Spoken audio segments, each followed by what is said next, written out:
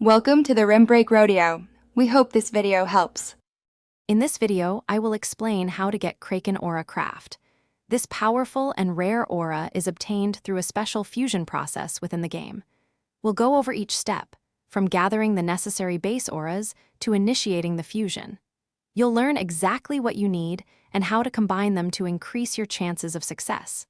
Let's dive into the details of this exciting crafting journey. To begin your quest for the Kraken Aura, you'll first need two crucial ingredients, the Shark Aura and the Supernatural Aura.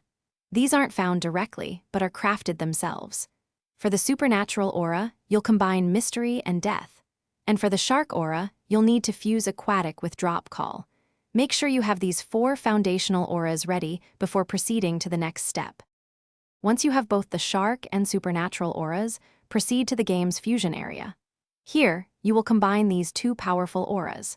Be aware that this fusion has a 25% chance of success, so it might take a few attempts.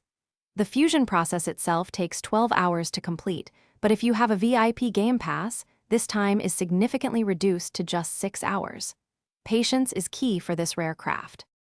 Since the Kraken Aura fusion has a 25% success rate, it's wise to prepare for multiple attempts.